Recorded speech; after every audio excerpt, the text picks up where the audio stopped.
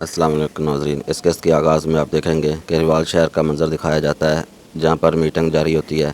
وہ ایک خفیہ مقام پر 8 لوگ شریک ہوتے ہیں۔ ان میں میٹنگ ہوتی ہے۔ ان میں سے ایک کہتا ہے کہ میں نے پہلے کبھی جوان سفیر نہیں دیکھا، کیا تمہارے پاس اتنا تجربہ ہے کہ تم اس میز پر بیٹھ کر دکھاؤ؟ اس کے بعد ان میں سے ایک کہتا ہے کہ میں اپنا تعارف کرواتا ہوں، میں مسٹر چرچل ہوں۔ وہ جوان آدمی کہتا ہے کہ اگر آپ کی اجازت ہو تو میں خود اپنا تعارف کروانا چاہتا ہوں۔ میرا نام ویسٹرن یونارڈو ڈسپنسر چرچر ہے۔ بغیر میں برطانوی سلطنت کے لیے لڑا اور قید ہوا۔ اپنے وطن واپس آنے کے بعد میں سیاست میں آ گیا۔ میں کنزرویٹو پارٹی کے طور پر منتخب ہوا اور اب میں اپنے بادشاہ کی اجازت سے اس میز پر آیا ہوں، اور اب میں ان سب میں سے چھوٹا ہونے کے ناطے عثمانی سلطنت کے بٹوارے کا نقشہ کھول کر دکھاتا ہوں۔ وہ کھڑا ہو جاتا ہے اور ایک نقشہ کھولتا ہے۔ چرچل کہتا ہے، مجھے امید ہے کہ اس بٹوارے میں دونوں ریاستیں اپنے اپنے مفادات کا تحفظ کریں گی۔ وہ بیٹھ جاتا ہے۔ اتنے میں ایک سپاہی آ کر سامنے والے شخص کو بتاتا ہے، دھیرے سے کان میں کچھ کہتا ہے۔ وہ بات سننے کے بعد ساتھ والے آدمی سے کچھ کہتا ہے۔ گنجا آدمی کھڑے ہو کر کہتا ہے کہ میٹنگ ختم ہوئی۔ وہ چاروں لوگ وہاں سے نکل جاتے ہیں۔ چرچل کے ساتھ بھی بیٹھے ہوئے آدمی نکلنے لگتے ہیں۔ چرچل کہتا ہے کہ بیٹھ جاؤ، تھوڑا صبر کرو، وہ جلدی واپس آ جائیں گے۔ بینک سے لوٹا ہوا پیسہ بگی میں لوڈ کرتے ہوئے خلیل کہتے ہیں کہ عثمان کہاں ہے؟ تاتار کہتے ہیں کہ وہ چلا گیا ہوگا۔ خلیل کہتے ہیں کہ نہیں، وہ سوگلو عثمان ہے، اس نے بھی اسی گھاٹ کا پانی پیا ہے جس کا غازی عثمان نے پیا۔ وہ بھلا کیوں جائے گا؟ یہ بتاؤ چنگوز کہاں ہے؟ ہزار کہتا ہے کہ وہ پولیس والوں کو بتانے گیا ہے کہ سگوترو بھی شاید اس کے ساتھ ہوگا۔ وہ کہتے ہوئے رقم کے بکسے گڈی میں لوڈ کرتے ہوئے کہتے ہیں کہ ہمارا کام ہو گیا، ہمیں جو چاہیے تھا ہم نے لے لیا، ہمیں پیسہ فوراً بینک میں رکھنا ہوگا۔ وہ جانے لگتے ہیں تو دیکھتے ہیں کہ دوران عثمان کو پکڑ کر لاتا ہے۔ اس نے عثمان کی کن پٹی پر پستول رکھی ہوتی ہے۔ تاتار کہتے ہیں کہ چچا اب ہم کیا کریں گے؟ خلیل عثمان سے پوچھتے ہیں کہ وطن یا جان تمہیں کیا پیارا ہے؟ جہاں عثمان بڑی بہادری سے کہتا ہے کہ چچا مجھے وطن پیارا ہے، مجھ جیسے ہزاروں عثمان قربان، آپ پیسہ رکھیں اور جہاں سے چلے جائیے۔ خلیل خالد کہتے ہیں کہ تم میرے بہادر بیٹے ہو۔ بظاہر جتنا عثمان معصوم لگتا ہے وہ تو اتنا ہی بہادر نکلا۔ دوسری طرف سلطان ریکارڈنگ والے کمرے میں موجود ہوتے ہیں۔ انجینئر انہیں بتاتا ہے کہ سلطان انگریز سفیر روسی سفارت خانے میں ہے۔ سلطان ایئر فون لے کر کان پر لگاتے ہیں۔ بات چل رہی ہوتی ہے کہ ہم نے سنا ہے کہ روسی ریوال کی میٹنگ چھوڑ کر جانے والے ہیں۔ سیزر کا نمائندہ سارجے ویٹ ریوال میں میز سے اٹھ گیا ہے۔ یہ بات برطانوی سفیر اپنے روسی سفیر بھائی کو بتاتا ہے۔ روسی سفیر کہتا ہے کہ ابھی معاملہ میری پہنچ سے باہر ہو چکا ہے۔ برطانوی سفیر کہتا ہے کہ دیکھیں اگر ریوال کی میٹنگ نہ ہوئی تو ہم سب برباد ہو جائیں گے۔ روسی سفیر کہتا ہے کہ میں کیا کر سکتا ہوں؟ برطانوی سفیر کہتا ہے کہ اب اگر آپ آئے تخت میں لڑ رہے ہیں تو اپنی حکومت کو بتائیے کہ اگر روس نے میٹنگ منسوخ کی تو پوٹلا فیکٹری میں اور روس کی دوسری فیکٹریوں میں بھی مزدور ہڑتالیں کریں گے۔ سلطان یہ سنتے ہوئے کہتا ہے کہ انگریزوں نے ہماری چال کے بارے میں جان لیا ہے۔ برطانوی سفیر مزید کہتا ہے اگر روس چاہتا ہے کہ ہم یہ نہ کروائیں تو پھر انہیں میٹنگ میں ہمارے ساتھ بیٹھنا ہوگا، اور روس، چائنا اور ہندوستان کے علاقوں سے وہ کچھ بھی نہیں مانگیں گے۔ سلطان یہ بات سن کے کہتا ہے کہ انگریزوں کو روسی سفیر سے پہلے ٹیلی گرام کے بارے میں کیسے پتہ چل گیا؟ سلطان یہ کہتے ہوئے غضبناک ہو جاتے ہیں کیونکہ ان کا منصوبہ لیک ہو چکا ہوتا ہے۔ دوسری طرف ریوال کی میٹنگ میں چرچل اور اس کے ساتھ ہی انتظار کر رہے ہوتے ہیں۔ اتنے میں روسی سفارتکار کے نمائندے وہاں پہنچ جاتے ہیں۔ وہ کہتے ہیں کہ ہم نے ابھی سنا ہے کہ اگر آپ میٹنگ میں واپس بیٹھیں گے تو مزدور ہڑتال نہیں کریں گے، جیسا کہ میں نے کہا کہ ہم ایسا سمجھوتا کریں گے جس میں دونوں ریاستوں کا مفاد ہوگا۔ دوسری طرف سلطان سفیروں کی باتیں سن کر غضبناک ہوتے ہیں۔ وہ پھر سے سنتے ہیں۔ روسی سفیر کہتا ہے کہ ریوال کی میٹنگ پھر شروع ہو گئی ہے، لگتا ہے کہ سمجھوتا ہو گیا۔ یہ سننے کے بعد سلطان اتنے غصے میں آ جاتے ہیں کہ ٹیلی فون کو پکڑ کر دور پھینک دیتے ہیں۔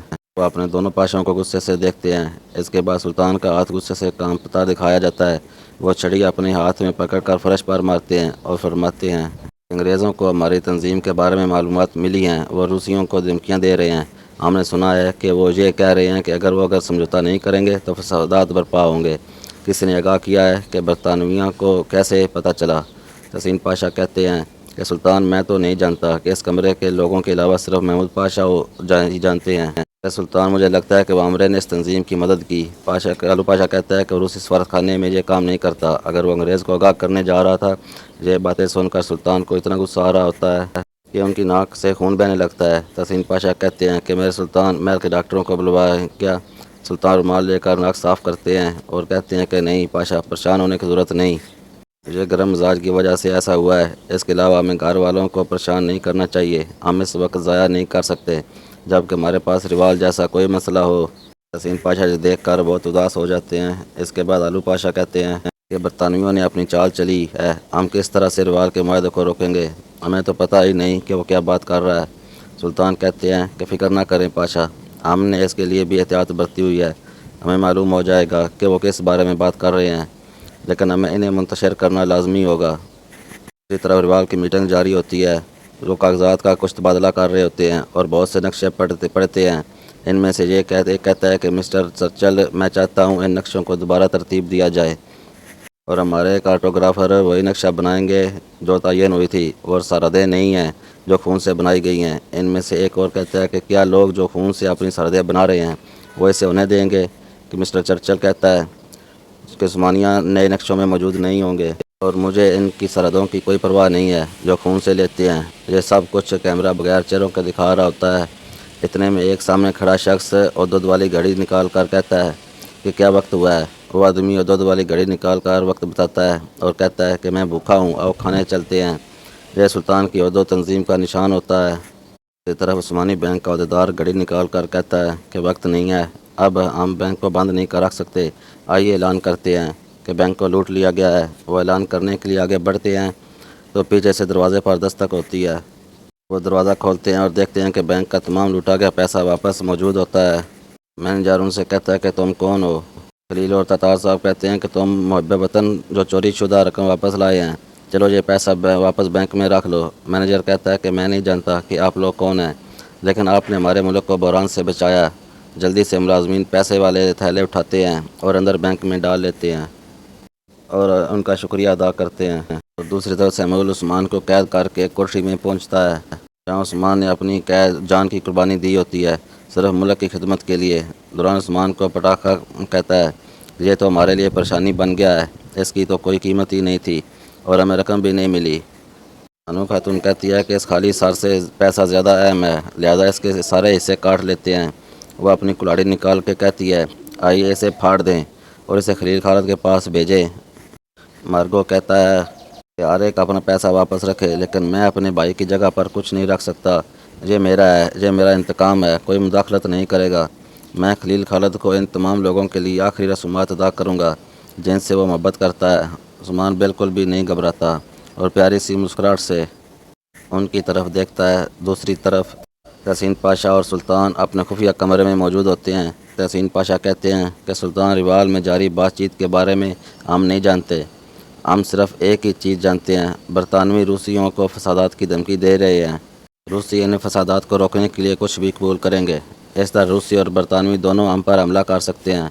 سلطان ٹہل کر کہتے ہیں کہ ہمیں معلوم ہوگا کہ روال میں پاشا کیا بات کر رہے تھے۔ تحسین پاشا کہتے ہیں کہ میرے سلطان کیسے ہوگا؟ سلطان فرماتے ہیں ہمارے پاس پوری دنیا میں حدود تنظیم کے ذریعے سے جاسوس ہیں۔ وہ ایک نقشے میں حدود کا نشان دکھاتے ہیں اور فرماتے ہیں کہ روال میں ہمارے جاسوسوں کی ڈیوٹی چل رہی ہے، اس میں اس کا ضابطہ موجود ہے۔ سلطان تحسین پاشا کو ایک مکتوب دیتے ہیں اور کہتے ہیں کہ روال میں بات کی گئی ہر چیز کو اس کوڈ کے ذریعے ٹیلی گرام تک منتقل کریں گے۔ آپ تحسین پاشا اس کوڈ کو حل کیجیے۔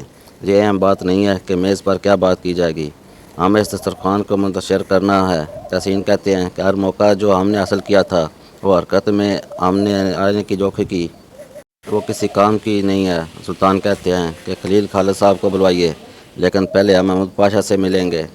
دوسری طرف مارکو عثمان کے سامنے کرسی رکھ کر بیٹھ جاتا ہے اور کہتا ہے کہ ساتھیو دیکھو، مجھے تم سے کوئی سروکار نہیں ہے، مجھے صرف خلیل خالد کے ساتھ کچھ کرنا ہے۔ عثمان کہتا ہے کہ مارکو بتاؤ یہ کیا ہے، میں اسے سنبھال سکتا ہوں۔ نہیں، ایسی کوئی چیز نہیں ہے، اسے وقت تک نہیں سنبھالا جائے گا جب تک کہ خلیل خالد کا خون نہیں بہایا جاتا۔ عثمان کہتا ہے تو میں اس کے لیے کیا کر سکتا ہوں؟ مارکو کہتا ہے کہ تم کوئی بھی معلومات دے سکتے ہو جسے خلیل خالد کو پھنسایا جائے۔ عثمان کہتا ہے تو پھر ٹھیک ہے، تم مجھے جانے دو۔ مارکو کہتا ہے کہ ضرور جانے دوں گا، جو مجھے چاہیے مجھے دو اور جو تمہیں چاہیے میں تمہیں دوں گا۔ عثمان کہتا ہے کہ میرے اور قریب آؤ۔ مارکو جیسے ہی قریب آتا ہے عثمان اس کے منہ پر ٹکر دے مارتا ہے۔ مارکو جب یہ دیکھتا ہے تو عثمان کو پیٹنے لگتا ہے اور اس پر شدید تشدد کرتا ہے۔ سیموئل کھڑے ہو کر مارکو کو روکتا ہے، وہ کہتا ہے کہ اگر تم نے اسے مار دیا تو تمہارے پاس کچھ نہیں بچے گا۔ دوسری طرف خلیل خالد اپنے ٹھکانے پر موجود ہوتے ہیں۔ وہ کہتے ہیں کہ میں یہ برداشت نہیں کر سکتا کہ میرے بھتیجے لاپتہ ہیں، تتار صاحب کہتے ہیں کہ وہ بیوقوف صرف پیسوں کا سوچتے ہیں۔ جزار کہتا ہے کہ تتار نے کہا ٹھیک ہے، چلو پیسے ڈھونڈیں، ان کو دیں گے اور عثمان کو واپس لے آئیں۔ چمکوس رو رہا ہوتا ہے۔ خلیل کہتے ہیں کہ تم کیوں رو رہے ہو؟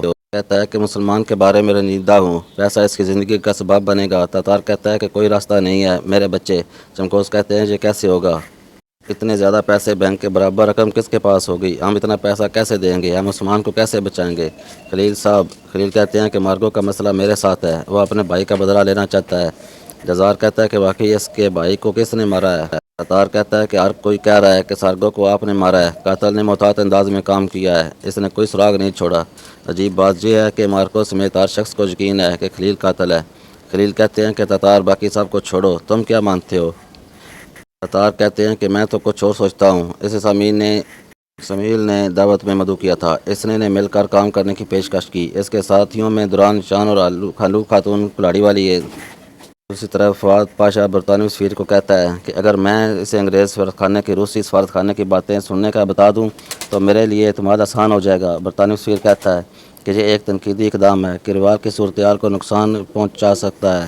فواد کہتا ہے کہ روسیوں کی توجہ روال میں ہے، یہ اقدام معاہدے کے منتشر کر گیا، روسی سفارتخانہ صرف انگریزوں کو ایک سفارتی نوٹ دیں گے۔ برطانوی کہتا ہے کہ میں اس کی ذمہ داری نہیں لے سکتا۔ فواد پاشا جب یہ سنتا ہے تو برطانوی سفیر کو گریبان سے پکڑ لیتا ہے اور کہتا ہے کہ سفیر اب میں تم سے سفارتی زبان میں بات نہیں کروں گا، شیر کے منہ میں ہاتھ ڈال کر معلومات حاصل کر رہے ہیں اور تم کہتے ہو کہ میں ذمہ داری نہیں لے سکتا، میں تمہارے لیے ذمہ دار ہوں۔ اتنے میں شناز فواد کو کہتی ہے کہ اسے چھوڑ دو۔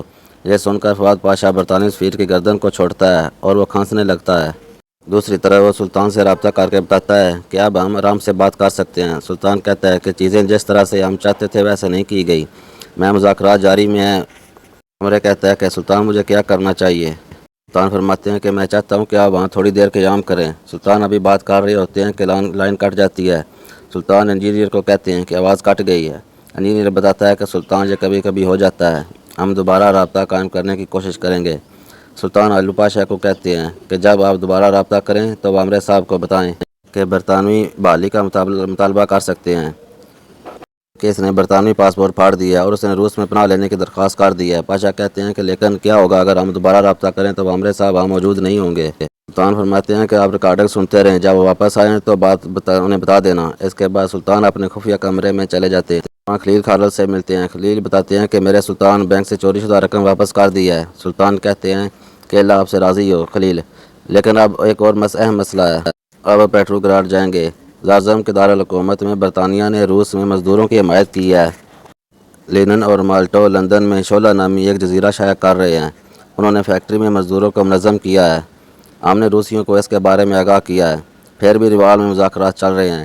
خلیل کہتے ہیں کہ انگریزوں نے انہیں فسادات پر برپا کرنے کی دھمکی دی ہوگی۔ سلطان فرماتے ہیں کہ ہم روسیوں کو سمجھوتہ کرنا پڑے گا، چاہے وہ نہ بھی جائیں۔ خلیل کہتے ہیں کہ لیکن اگر واقعی فسادات برپا ہوتے ہیں تو برطانویوں کے ہاتھوں کچھ بھی نہیں آئے گا۔ سلطان کہتے ہیں کہ ہاں بالکل، روسی مزدوروں کو غلاموں کی طرح رکھے ہوئے ہیں، انہیں کوئی حق نہیں ہے۔ یہ کہہ کر سلطان خلیل کو ایک دستاویز دیتے ہیں اور فرماتے ہیں کہ کارکنوں کو اپنے حقوق کا مطالبہ کرنے کے لیے آپ روس جائیں گے۔ ہمارا ہدف فورٹی لو فیکٹری ہے۔ محمود پاشا روسیوں سے ملاقات کر رہے ہیں، ہم نے جو حکم ان کو دیا ہے اس کے ساتھ روسیوں کی افرادی قوت میں اضافہ ہوگا۔ خلیل کہتے ہیں کہ اس طرح میں ان کارکنوں کی ایک تنظیم کا مقابلہ کروں گا جو فسادات برپا کرنے کی کوشش کر رہے ہیں، اور وہ دستاویز بغور پڑھتا ہے۔